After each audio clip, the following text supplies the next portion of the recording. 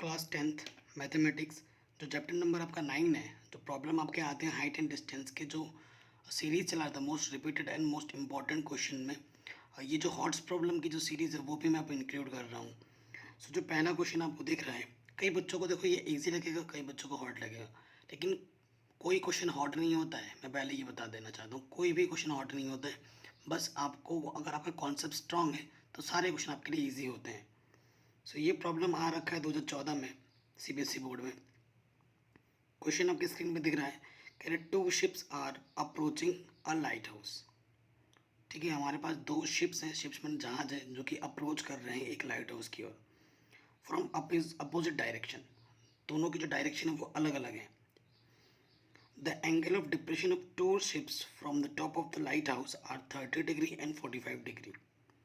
If the distance between the two ships are is 100 meters, find the height of the lighthouse। तो हमें light house की height पता करनी है। ठीक है, सो प्रॉब्लम तो आपको दिख ही रहा है स्क्रीन पे। मैं आपको इस क्वेश्चन के अकॉर्डिंग फिगर बनाता हूँ। ये हमारा समुद्र है, ये जो मेरा है समुद्र है। ठीक है, समुद्र में ये लाइट हाउस है, ये लाइट हाउस है, यहाँ पर हमारा लाइट लगा है। देख रहे हैं यहाँ पर एक जहाज है, यहाँ पर एक जहाज है, शिप्स। ठीक है, तो एंगल ऑफ डिप्रेशन हमें दे रखा है ना। हमें क्या बोला है, एंगल ऑफ डिप्रेशन। सो इस के अकॉर्डिंग, हॉरिजॉन्टल के अकॉर्डिंग पैरेलल हम एक लाइन लेंगे, क्योंकि पता है एंगल ऑफ डिप्रेशन बोला है। तो एक एंगल ऑफ डिप्रेशन कितना बोला है, 30 बोला है। तो एक यहाँ पर 30 बन रहा है। एक एंगल ऑफ डिप्रेशन हमें कितना बोला है, 45 बोला है। तो एक यहाँ पर 45 बन रहा है और एक इधर 30 बन रहा है। आपको पता है अगर यहाँ 30 बन रहा है तो इधर भी 30 होगा, और इधर 45 बन रहा है तो इधर भी 45 होगा।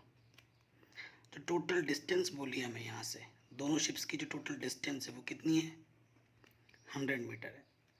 अगर इस पोर्शन को मैं एक्स लेट करता हूँ तो ये वाला पोर्शन कितना होगा, देखो टोटल 100 है, इसमें से x माइनस कर देंगे तो ये वाला पोर्शन हो जाएगा 100 माइनस एक्स।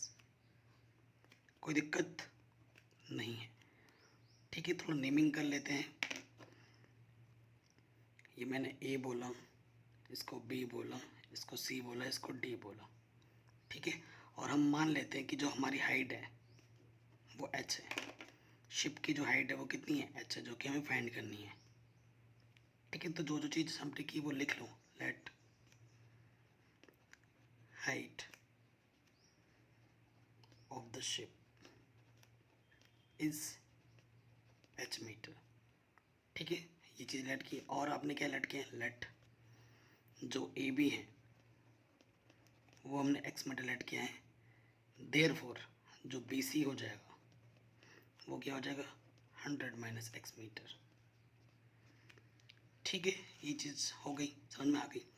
और मैं आपको पहले ही बता चुका हूँ, जब भी आपके दो राइट एंगल ट्रायंगल दिखें उनको आप बस सॉल्व कर लो, उन दोनों में बस कंडीशन अप्लाई कर दो, आपको आपका आंसर मिल जाता है।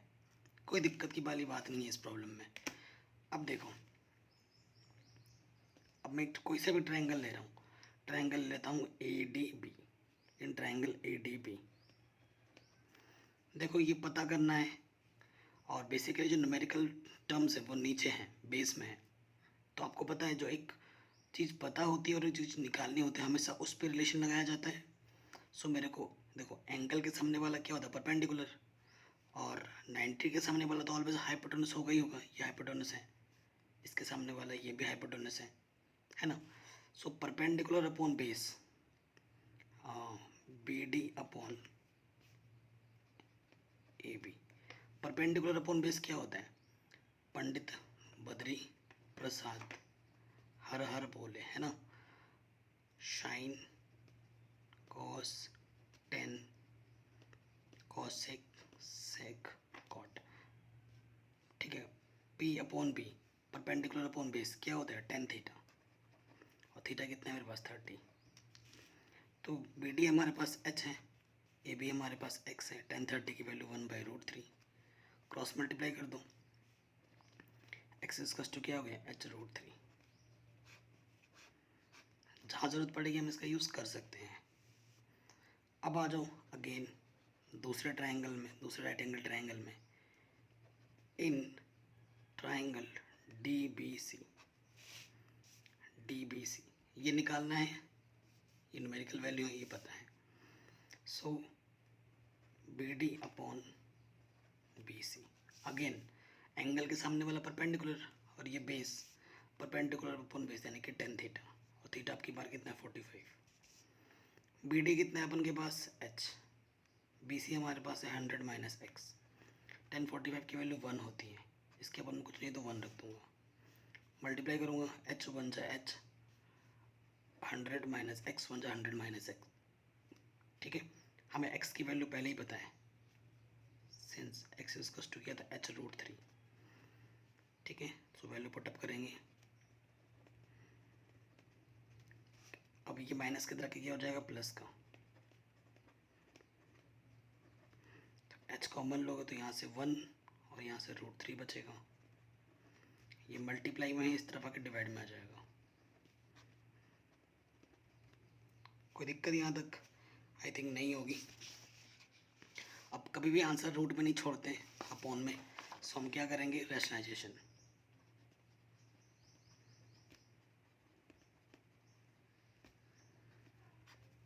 जब हम रैशनलाइजेशन करेंगे तो 100 यहाँ था √3 + 1, अपोजिट साइन से ऊपर नीचे मल्टीप्लाई,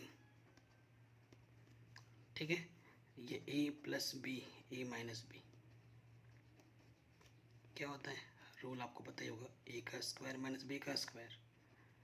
सो ऊपर तो है हमारे पास 100 √3 - 1, और यहाँ आ जाएगा √3 का स्क्वायर माइनस 1 का स्क्वायर,